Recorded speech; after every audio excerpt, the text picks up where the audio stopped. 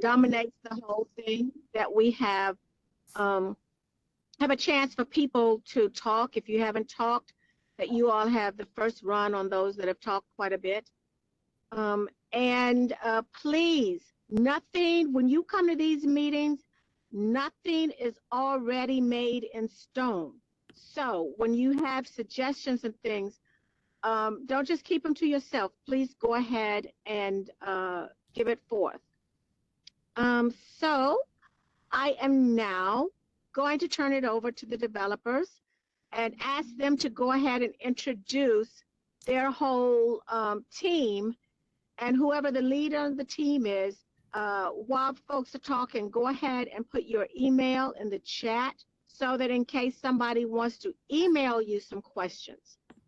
If that is done and you send us paperwork or responses back to whatever, we will then share that with everybody that was on this call. So when there are questions and things like that, it's not going just to the person that answered it, that asked it. It's going to go to everybody. Hope everybody is doing wonderful. It's a beautiful day. The rain has stopped. So I am going to go ahead and turn it over now. Okay? Yes, ma'am. Thank you so much, Councilmember Lee. My name is Brandon you. Tomlin. I am with Century Communities. We'll be the developer and builder here on this project. I know a new link was sent out with this, the WebEx, and so we're just kind of monitoring to see when our engineers are able to get online as well. So they're in the process of joining now, and we'll be on here shortly. Like I said, my name is Brandon Tomlin. I'm the forward planning manager here at Century Communities. We want to thank everyone for their time to join here on a Thursday afternoon to review our community for the second time. And so, like I said, this is the second community meeting on Summerbrook. During this time between now and the last meeting, we took the community's feedback as well as Metro Nashville Planning's feedback, and we put together a new layout, and so that's what we're presenting here tonight. And yeah, we'll turn it over to Jeff Hines when he hops on. He is our engineer with Catalyst, so I'm starting to see some of them trickle in now, and so they'll be able to take over and go into detail on the differences in the community. And I believe Mr. Jack Parker with Catalyst has joined currently as well.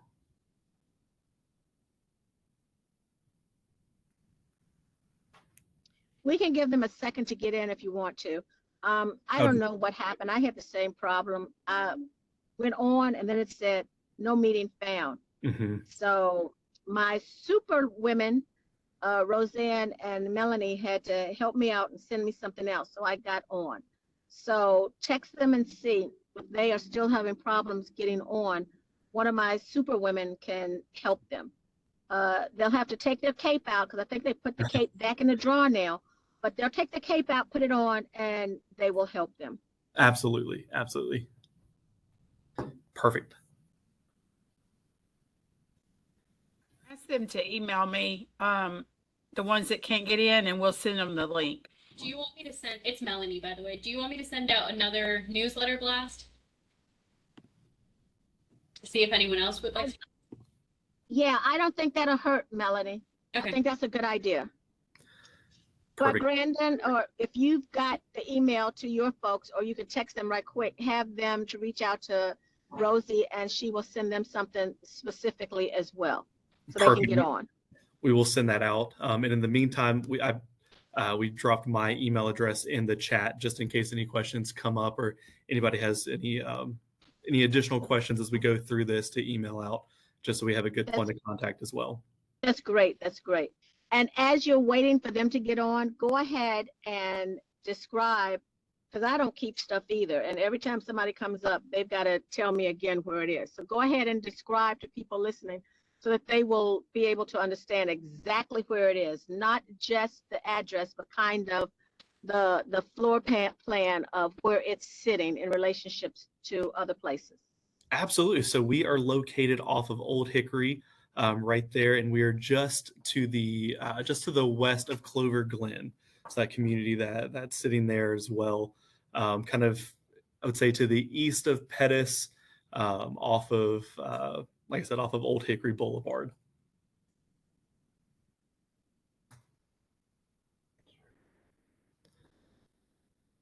And so in that area, once again, while we're kind of waiting for everyone to hop on, so we're wanting this to be a great community for a range of homeowners to have a good blend of our single family detached product in there, as well as our single family attached townhomes.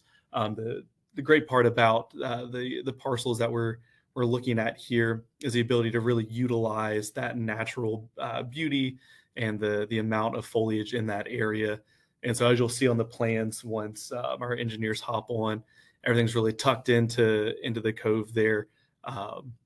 And so we're really trying to take advantage of everything in that area to give us those natural buffers, and really build a great community for our future homeowners in that area. So if I'm correct, is this your second meeting with us? Yes, ma'am. This is our second community meeting. The first one was, I believe, February. Yeah, about 2 or 3 months ago. We took that time to really take the meetings or the feedback that we got from that meeting, and then the ability to submit to Metro Planning as well to get their initial feedback on our layout and design, and just make sure everything is kind of in line with what they're expecting in this area as well. Okay.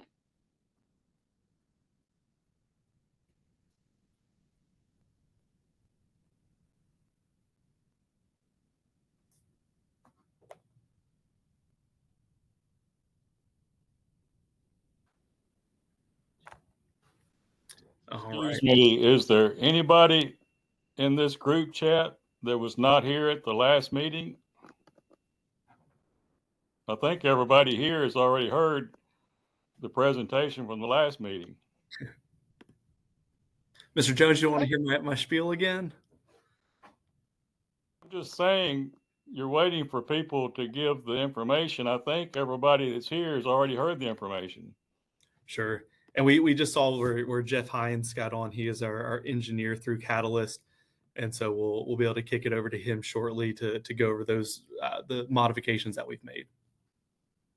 Thank you. So those are the changes from the last meeting, from what the members on the last meeting kind of talked about. You all made some changes according to that you are sharing with us, correct? Absolutely. Okay. All right. Thank you. Brandon, are we ready to share that? We see if Absolutely. No, we have already gone through introductions, so we can kick it over to you. Well, I'm getting the same cannot share content message here. Ms. Rosie, can you help him with the ability to share?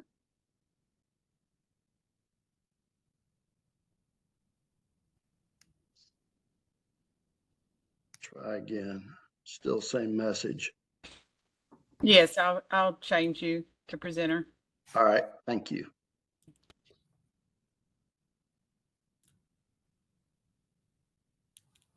All right.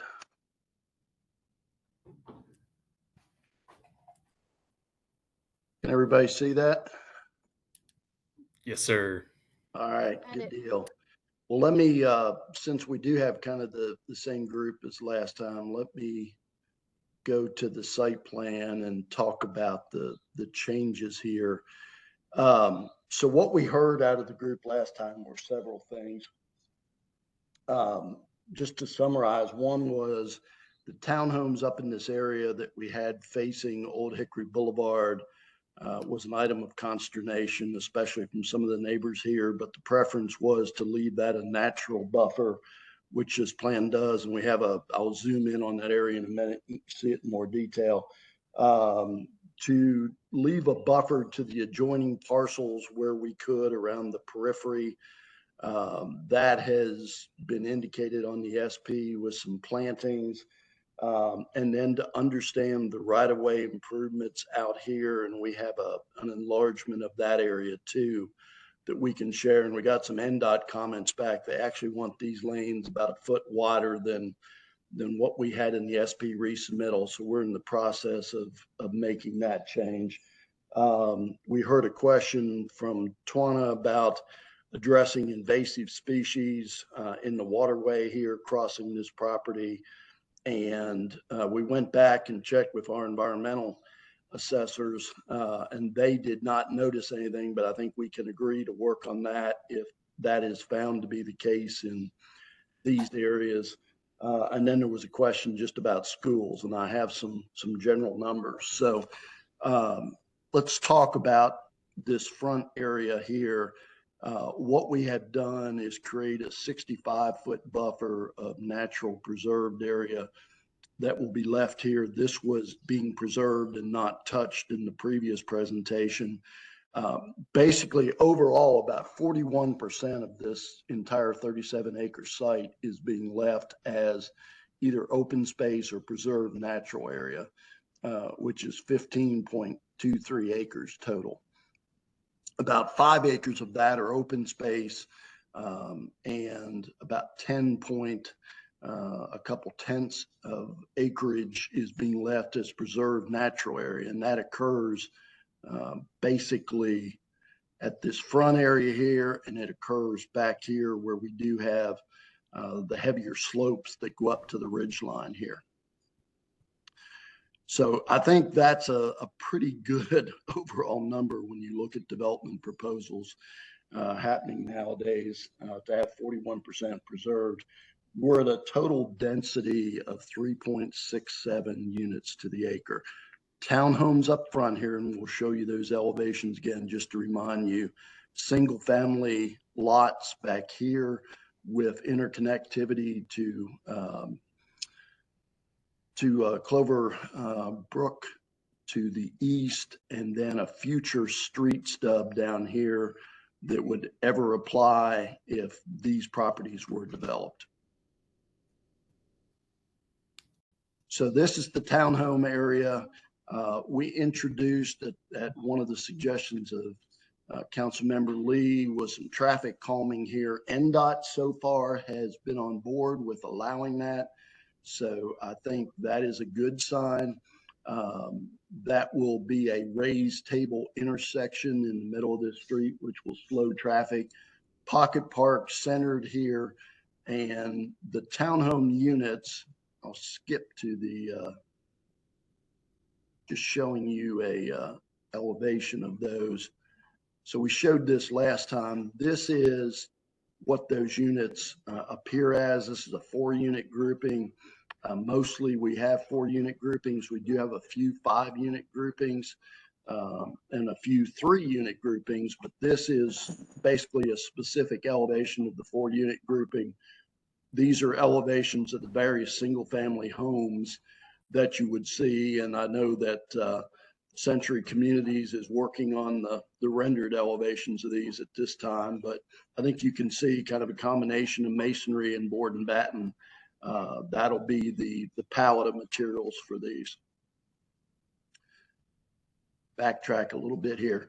So going back to this, we have increased the buffers to a minimum of 60 feet on all of these. You can see we also have some additional area where we're setting back, but we are not grading within any of that distance from the stream bank, which I know is a sensitive issue for Tawana. So that is one of the additional things is we pulled in a little bit tighter here and got some greater distance off of the stream conditions. And this is the only stream on the property. It branches and breaks right here. You can see my cursor and then joins together. Coming under Old Hickory Boulevard is not a stream, but we are choosing to leave that as an amenity area, just buffered. The topography drops down there, but certainly I think that's something of value to the neighbors as well. So this is the actual SP booklet. You can see that what we have in there for front setbacks. You can see the heights on these are 2 stories in both the single family and in the townhomes. There is not any 3-story product being proposed with this SP. Standard notes, and then elevations, which we talked about, a streetscape, where we do have the single family lots, they will have garages oriented out to the street, but we do have the 20-foot to the garage door. So certainly we have 2-car garages, but we also have parking outside that area. between the sidewalk, the public sidewalk, and the garage door. And then, as we mentioned last time, we will be amenitizing the trail that goes through the natural area back here, connects back through the foothills of the ridgeline right here, just for walking experience, both of residents and, you know, if a neighbor ended up taking that, whether it ever goes further would be, you know, when these properties develop, whether they continue it. But we thought that was a good commitment. We have a little amenity area here with some, whether it's disc golf baskets or just some outdoor fire pit areas. That's certainly what we would envision here, which allows the residents to gather together. And Jeff, we are getting a couple of questions into the chat, not to interrupt you. Jump in. Want to get I don't too have far that open right now. And there was talking about invasive removal through the entire property, not just the streamed area there. And then another question regarding the distance from the sinkholes to the proximity to the property there or the home sites, and where's the wetland. So there's a couple, and then we can move through the remainder of those as well. Well, there is no classified wetland on the property per the environmental assessment that was done. There are one sinkhole right in this area of the site. This is kind of that waterway, and there are some little features back along here, but the geotechnical did not classify those as sinkholes. And once again, you have, you know, soil dropouts and all those things. So the lots do not have those features, you know, even if they were a sinkhole in them. But once again, geotechnical did not classify that as any sinkholes. As far as the invasives throughout the site, certainly I think we can include the natural area up here. There's a lot of cedars in here from what I saw driving through, and hardwoods. But, you know, that can also be invasives. Of course, all the areas that have a footprint on it would be graded and cleared. You know, ridge lines generally aren't the issue. So I don't know that we want to try and get up on these grades to remove invasives, but I think we certainly can make that confirmation for both the drainage way and for the preserved areas out here. Perfect. And next, where are the detention/retention ponds located on this plan? There is one on each side of the roadway here, which would handle all this, drains down this way toward the drainage way that crosses. There's one in this location. We have one, let me zoom in a little bit. We have one back in this area of the site, and then this would be one that if we release water quality there, whether we do anything from the stormwater detention. So far, we have not looked at that being, but that would be another one. You know, do we take a natural area and use it that way without clearing any of the trees and to any degree? All right, and then the next I see, remind us how many bedrooms. Is still 5. So the townhome portion will have 3 bedrooms, and the single family detached will have a range depending, and right now it's probably about an average of 4 depending on the market. And those have, Brandon, you might want to add the 2-car garages like I mentioned earlier in what I was saying. And these have 2-car garages as well, in addition to on-street parking here. This is a widened roadway section, as well as guest parking throughout the different areas. Excellent. Let's see. Any other? I feel like we wasted our time asking questions in the previous meeting. I just want to jump in. It's not perfect. It's not excellent. It so far doesn't sound like y'all have answered a lot of what we asked. Well, I would disagree on the key things that you asked for. We have preserved that buffer so neighbors do not see this going by. We are committing to, and this was widened out, and we have moved things back, and we're committing to looking at invasive species along there. We don't have sinkholes back here by our geotechnical investigation. There's one here. So please look at the state of Tennessee publicly available LiDAR, and you will see the sinkholes. And I swear, I think I sent that to you in an email. They are clear as day on there.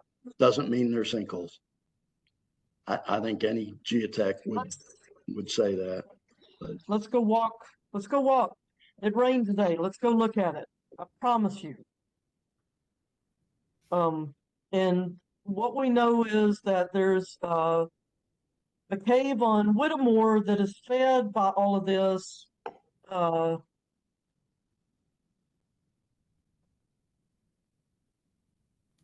Let me just pause for a minute because I'm very frustrated.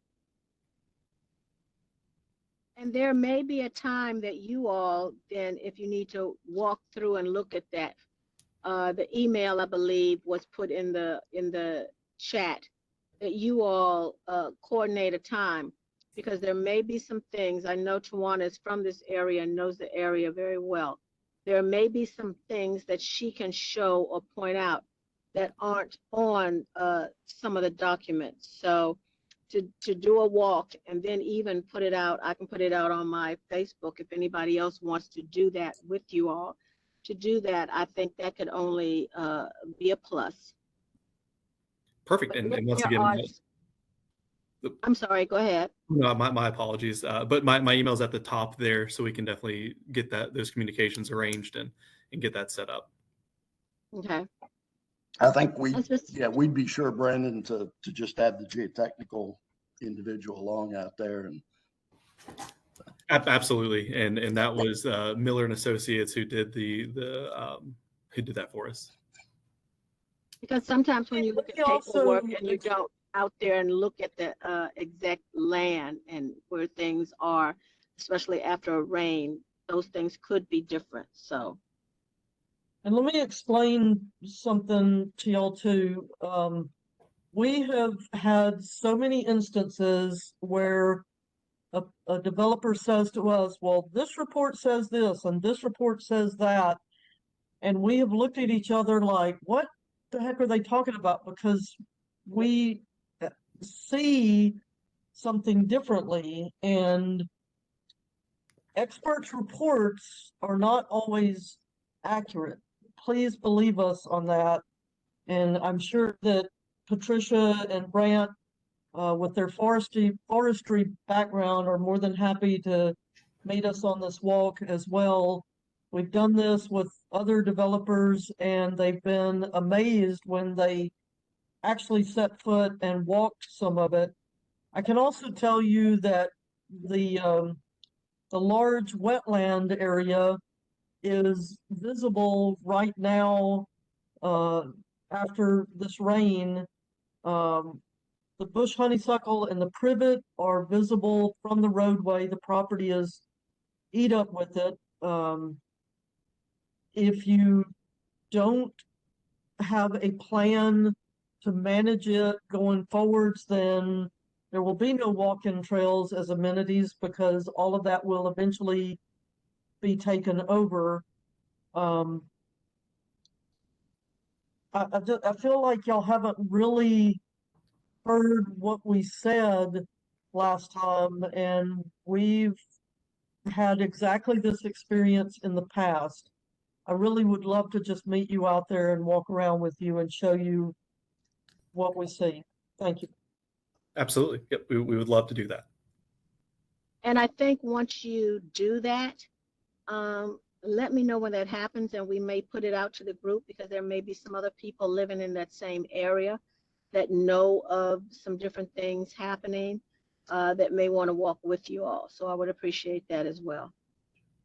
And once again, Tawana, just what I said earlier was what I just drew on there in blue was the areas that we would do clearing of invasives in accordance with Metro Park standards of that. So I think you were talking about this area, just hearing your description. At least I believe that's By the way, you mentioned cedar trees before. Cedars are good, strong trees that help anchor the ground and will help with a lot of flooding and stuff. So cedar trees are not the things that, and I don't know all about trees, but I don't think those are the trees that we want to get rid of any of those either. Yeah, and that's part of what we are saying. We're leaving these, we're not touching one iota in those areas that I just drew, including that one right there. And then I also see Elizabeth, you've had your hand raised for quite some time, so I'll just make sure you get involved as well. Great, thank you. So, as our councilwoman kindly pointed out, yes, Eastern Red Cedars are absolutely indigenous to the area. In fact, the area that you all are wanting to grow in, I'm actually really happy to see a lot of preservation, because the areas that you want to develop in are the cedar glade, and they are biologically diverse for the entire planet. There are things that grow here that do not grow anywhere else. There are things that live here that do not live anywhere else. Part of that, though, and part of why Twan was talking about the sinkhole, part of the reasons why the cedars are here is because they can root to the ground. Because if you know, digging in Tennessee, about 2 feet down, you're going to hit bedrock. And that is all the limestone that came from all of the volcanic activity from the formation of the Appalachian Mountains, which leads to cave systems and leads to sinkholes. In fact, my grandfather helped to build Percy Priest Dam, and they actually bought up a bunch of communities that were going to be flooded. One of them was Old Jefferson, no, I think it was Old Jefferson City, and basically they bought it up expecting it to be flooded, and it wasn't, because of all of the caves underground that we don't really see or know about. Like it's a honeycomb. It is an absolute honeycomb of limestone cave systems here. So I would take it very seriously when she's telling you that there are sinkholes, because that's just how the formation of the ground is here. That is how Tennessee is, basically until you get like out of the plateau. So yeah, you're still dealing with like Appalachian Mountains, and you're still dealing with the limestone from that. So yeah, it's very important. But also, yes, I really like the preservation. Would love to see more of it. But yeah, those are my thank you. Definitely, thank you for that. Thanks, Elizabeth. Do you see any other hands? Not at this time. I know, looking through the chat, Liz, you had, asked about the road improvements as well. So, Jeff, if you could speak to that. Yeah, let me open a different drawing here. Did you give us the exact address of this when you started? You may have. Well, it's listed on the Metro as 0 Old Hickory Boulevard, which quite a few are along Metro. But the parcel numbers are on here, which is probably the best way to identify it.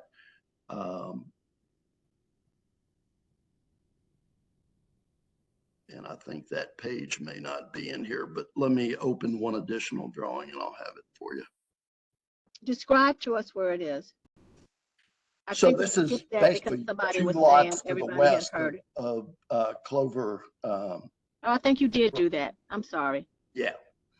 So we are right here, and right here is Clover Brook, which was Meritage development here.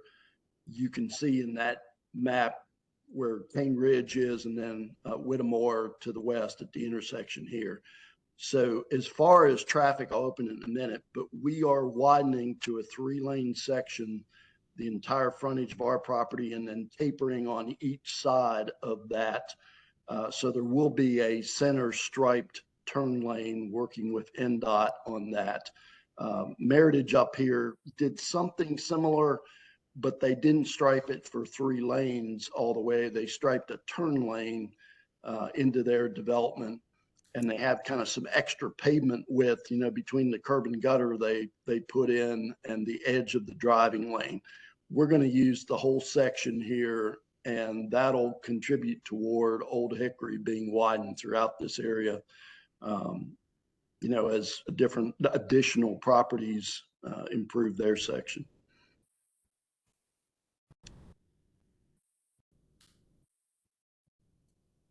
So I'll tell you what, I'm having trouble opening a specific plan, but let me zoom in here.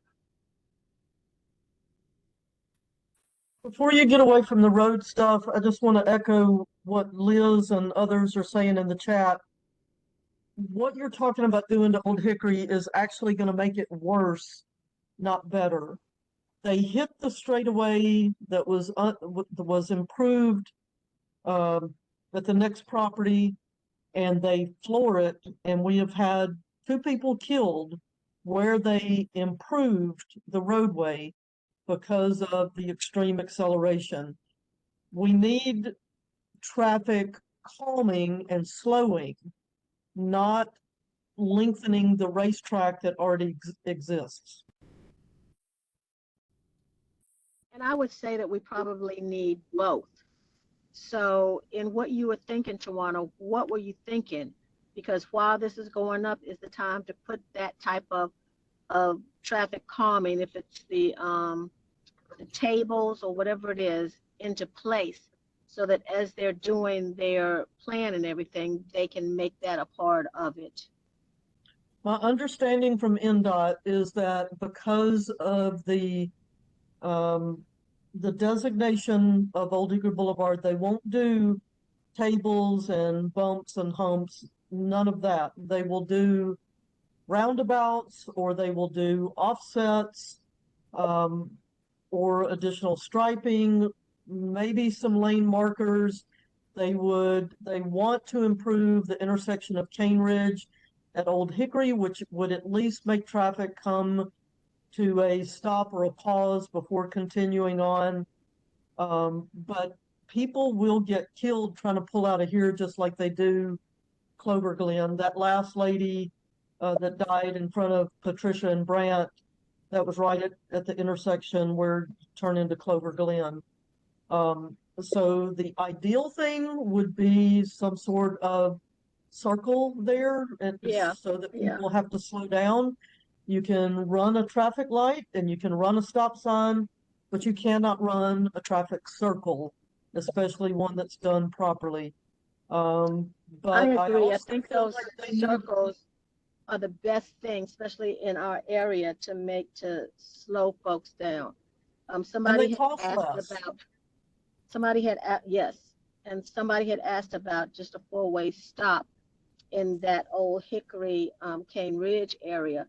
But you're right. I don't think that that's going to help, because they're going to run that, especially when they do a lot of the racing and stuff is at night when they figure nobody's looking. So they just run that. So, and there are different degrees of circles that you can do.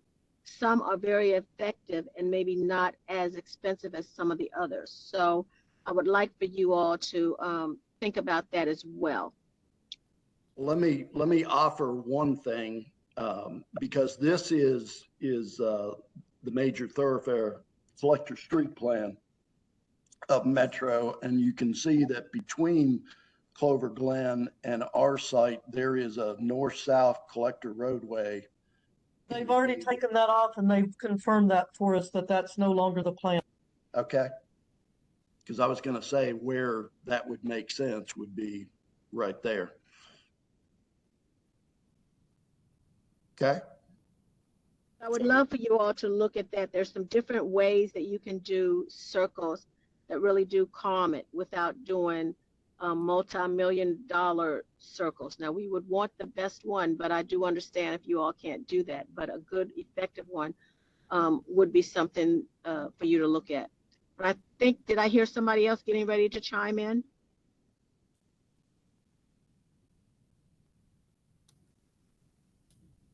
Is there somebody else who is waiting to make a comment? Go, Elizabeth.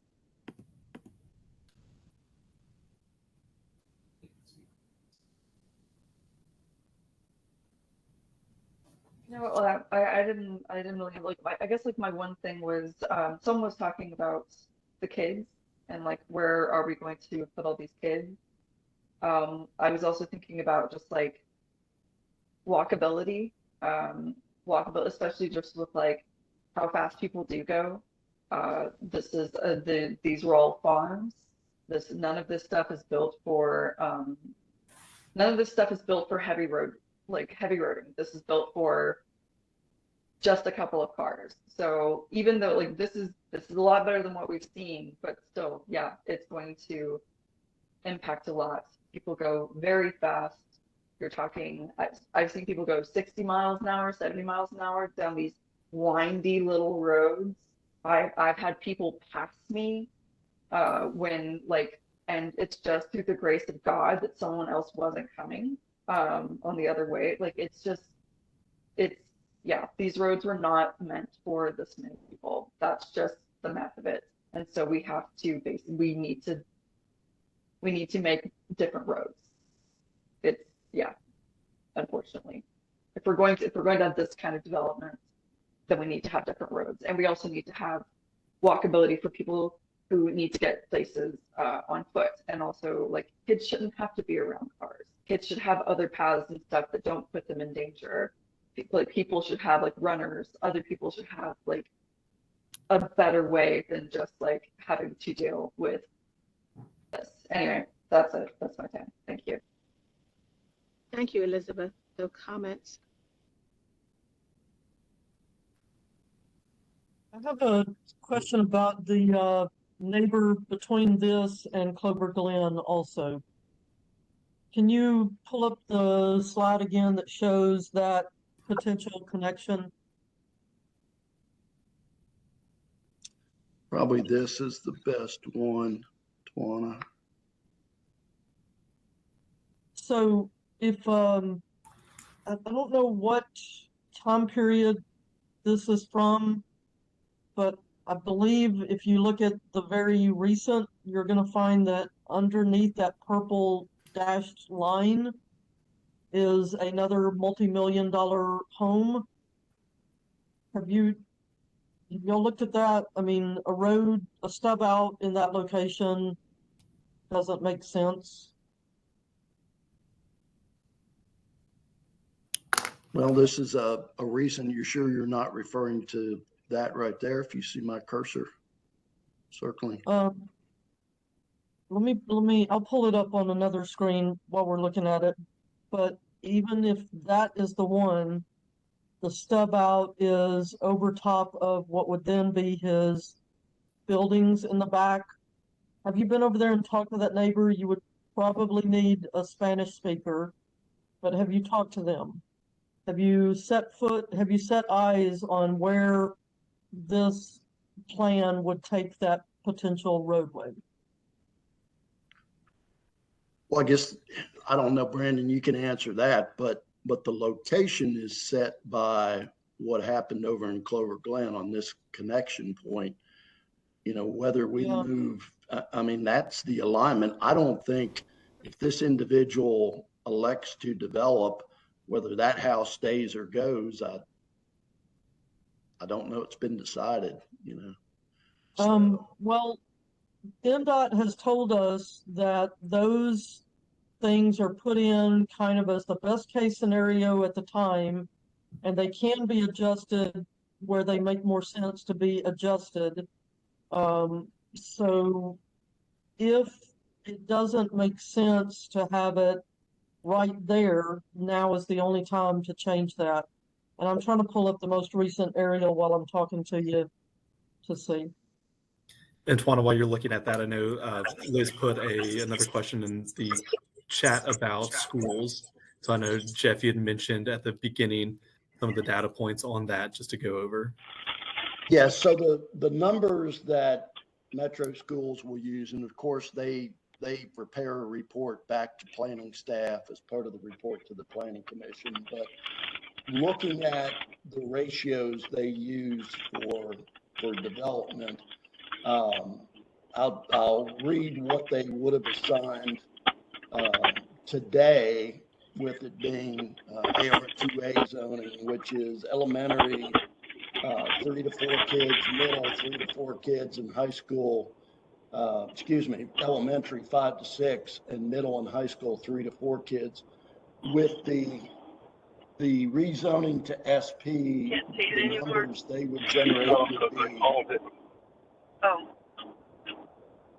31 elementary, 21 middle school, and 22 high school by their ratio. So it's a difference of about, somewhere 15 to 18, 20 kids in each of those categories. Somebody has their mute not on, so would you please do your mute, because we're getting background chatter. And I will say to you, we've had this conversation before, and I don't know if I talked to you all about it or not. When Metro makes those reports, the numbers are so small, and we doubt if that will have it. So be it. So I just want to tell you that before everybody starts getting what like that, because I don't know how they do their report and where they get the numbers, but they're always so small that doesn't sound like they're realistic. But just a little 2 cents. Absolutely, and that's something that we prioritize and have reached out to the 3 feeder schools that we would be going into. So left those voicemails, sent those emails, and still waiting for a response from them to really see what that capacity is and what they would see with this community coming online.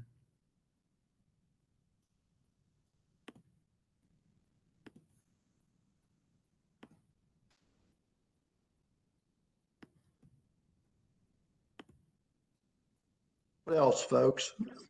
I have a specific ask for you. The aerial from February of this year does show that line of a proposed future connection is running right through a second house that is on the property. That aerial that you're using for some reason is pretty old. So if you can move it 3 lots to the back where it comes off of that last little circle, and then it diagonally runs across the property, at least if it is planned for in a way that could ever happen, then that's probably a $2 million house could be there, and something could still be beyond it. And then just at the back of that is where the cemetery is. It's at the very back of that property. So you need to get GPS coordinates for the Bush Nance Cemetery, and you need to look at the most recent aerial imagery for that property, so that the dashed purple line is at least laid out in a way that in the future it makes sense if a $2 million house stays and they want to develop somewhere off the back of it. Does that make sense? Yep.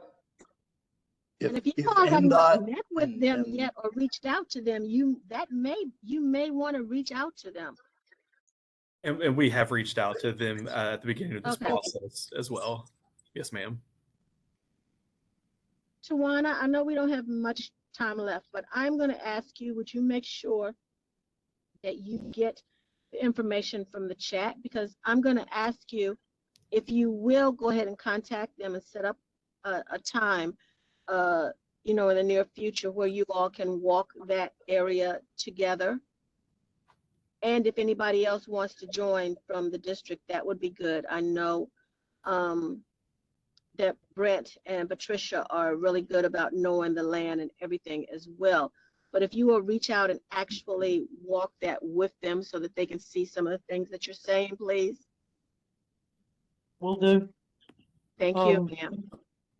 And I put a link in there to the email that we sent out to our community on April 6th, which had a lot of the same questions that we're asking tonight, which is where a little bit of my frustration comes from.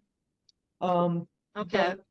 We really want good developments, and Jeff especially, I know I'm giving you a hard time, but we really are asking for the same thing over and over again. We're not asking you for anything different than anywhere else.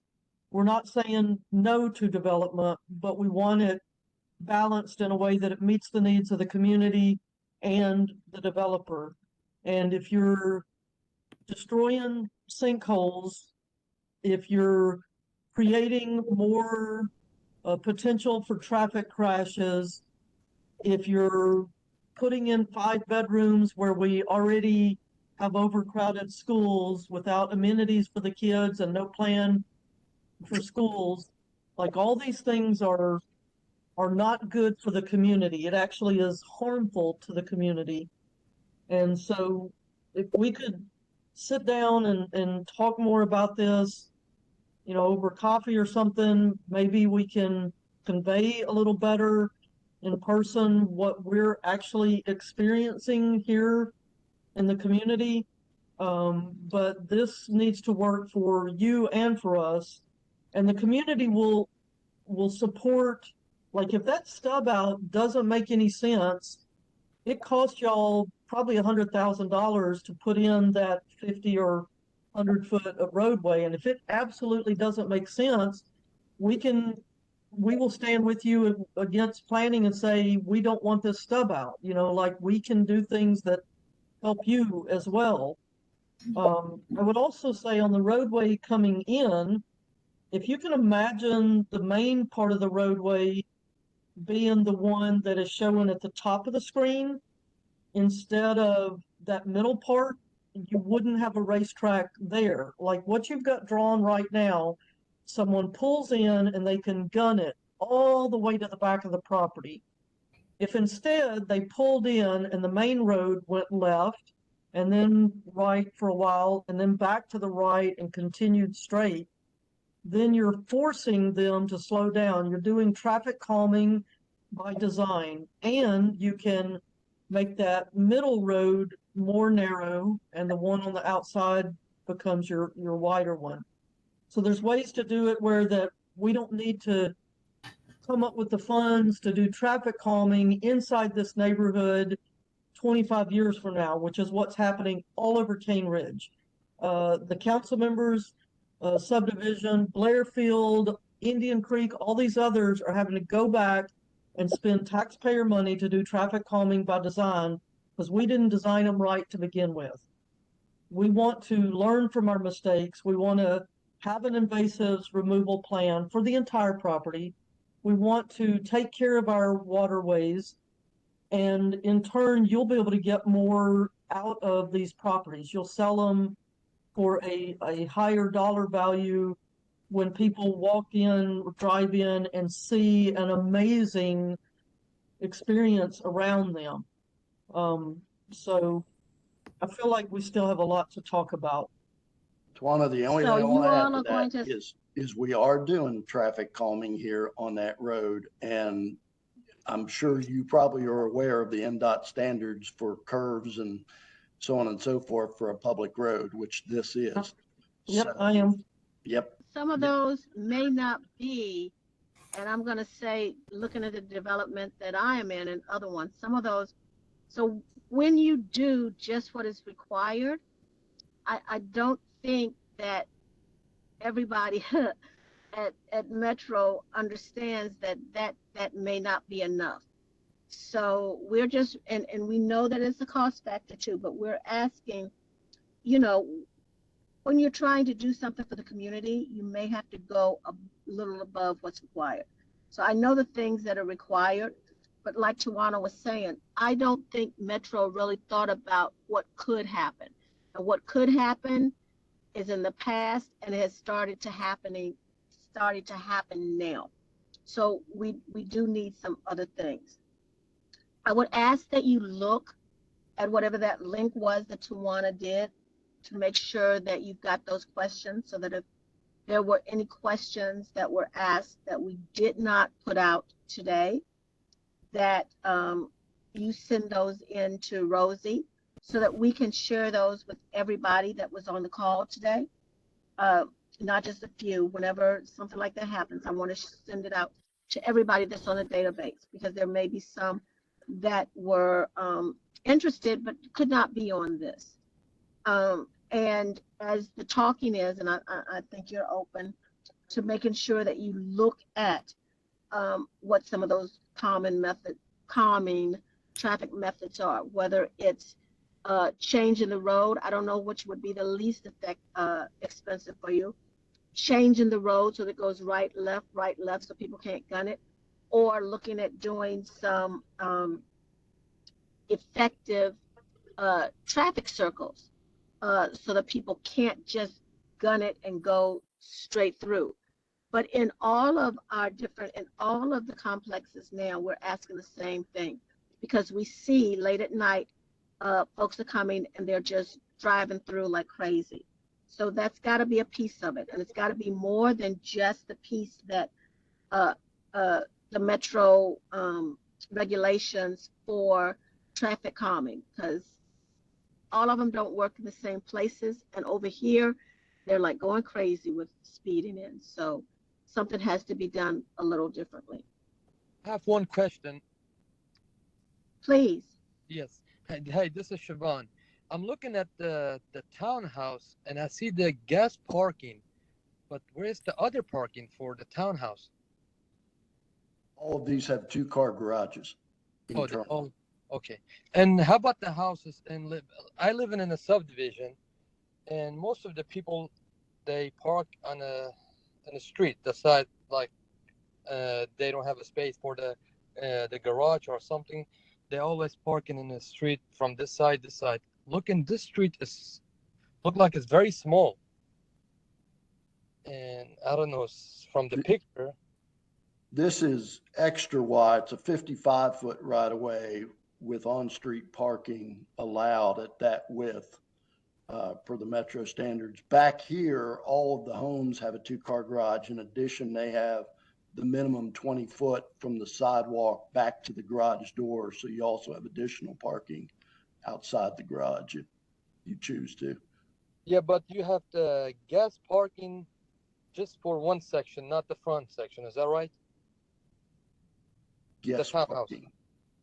You have additional guest parking in these areas throughout the site, and we're adding some at the rear of these as well. You also have on-street parking on this road because this road is extra width in through here. And then in the back on the single-family lots, and these also have rear access 2-car garages. So the front porches are here, 2-car garage access in the rear from the alleyway. Back here, you have a 2-car garage as part of the home. Let me go to those elevations. Jeff, which ones of these are the 4 and 5 bedroom? Because if it's only a 2-car garage, you're forcing people to be parked outside, which is going to lead to more theft from motor vehicles. That's what I was saying. Brandon, I don't know how you answer that on the front end, Tawana, just because it's market, what people want to purchase in that regard. Yeah, and a majority will be 4-bedroom homes. That's kind of our specialty. So that's what that average will be. That's too big.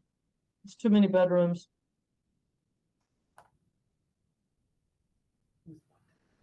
So those are the 4 elevation types for the homes.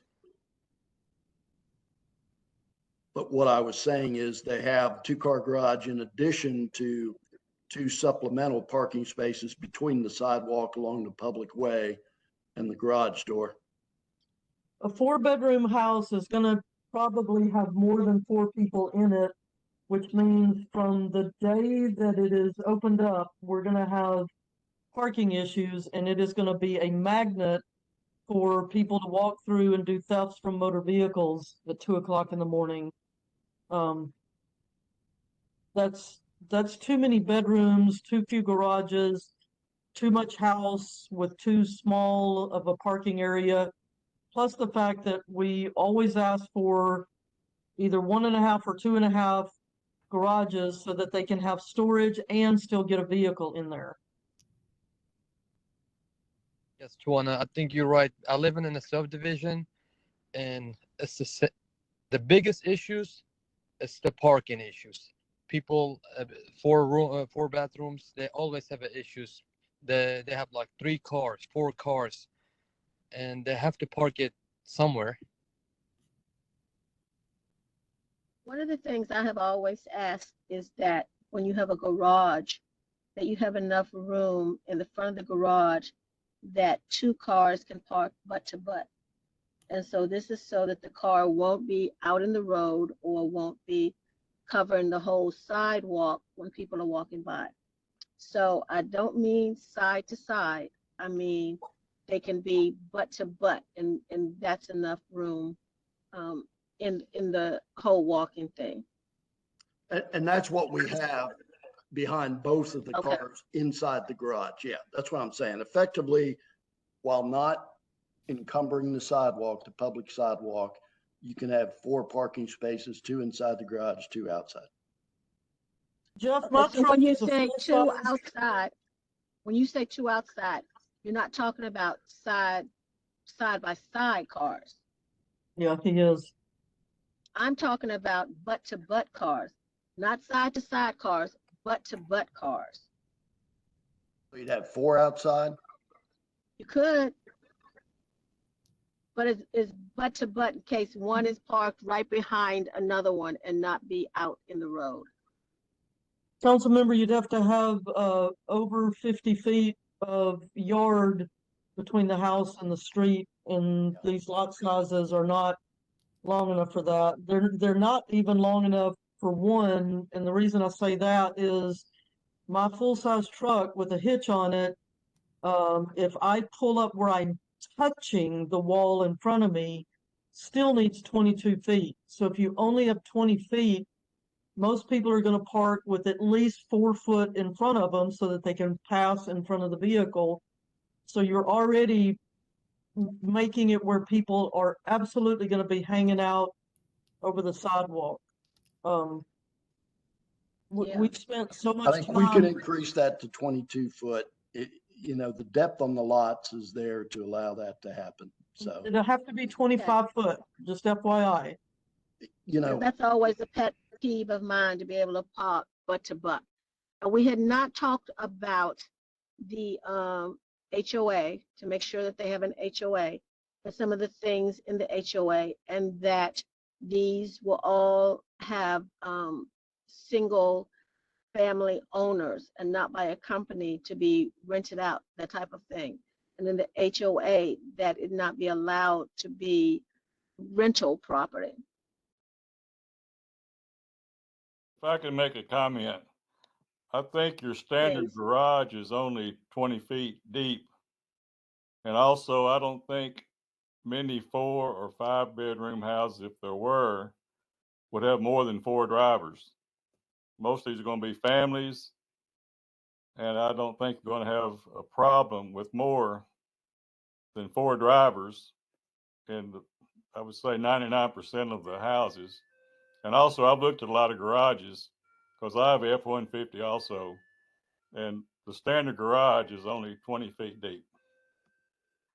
That's the problem. The standard is not big enough. And I'd love to take you on a tour of some of the neighborhoods out here who have 3 kids at home and they're all driving, and then each parent has a vehicle, and it quickly becomes a bit of insanity. If even every 3rd house has that situation, you're already, you have too many vehicles for the neighborhood. It's happening in all these out here, every last one of I them. agree. That's why it's a pet peeve for ours. And you have a lot of walkers, and you don't need walkers and children having to go in the road to go around vehicles. So, yeah, I agree totally. That's always been one of my pet peeves. well, one thing, let us look at options there. One of the other things that's an option is to have a side kind of guest space that pulls off in front of the porch area. Moving the homes back to, per Twanna's comment, 50 feet, I don't think is the solution. So let us look at some other ones and come back to you. We'd be happy to do that, especially since it's about 2 after 7 now. We would love for you to take all of these things into account. And if there are any answers or responses that you want to put in writing and not wait to the next meeting, please share that with Ms. Rosie so that we can send that out to everyone in the database as well. And just to let everybody know, we are not tracking for the May 8th. We've been deferred to the May 22nd Planning Commission meeting. So. Is there anybody who has not made a comment that would like to put their 2 cents in? Patricia and Brant commented that they are happy to walk the property. They can't get on the speaker because they're at the airport. Ah, okay, great. Well, that email is there. So if you, Tawana, are emailing them to coordinate a date and you copy Patricia and Brant on it, I bet that would work. And anybody else, please make sure that you also email them if there's anybody else on here that wants to, because I think that would be a wonderful opportunity for you too, Elizabeth. But anybody else who knows about the area and what type of things might be there that they need to be pointed out that may not show up on reports, please feel free to do that, because I think that'd be wonderful. Absolutely. And anybody else who has not commented?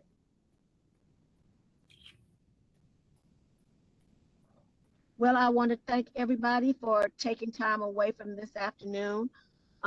It's a beautiful day now. It wasn't earlier.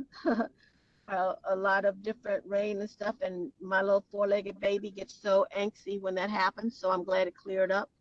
Thank you all so very much for being on here. And thank you all for presenting to us. And I guess that's it. Yep. And we'll see you at the next one. And Brandon, you all can, because things, oh my gosh, things get backed up. I am trying not to have any meetings in July. So Brandon, you all may want to go ahead and check with Rosie or Melanie just to see if you can go ahead and put your next time on. So that you'll have it in place. Excellent. We'll absolutely take care of that. Thank you, everyone. Thank you, everybody, for being on here. Everybody have a wonderfully blessed afternoon. Bye-bye.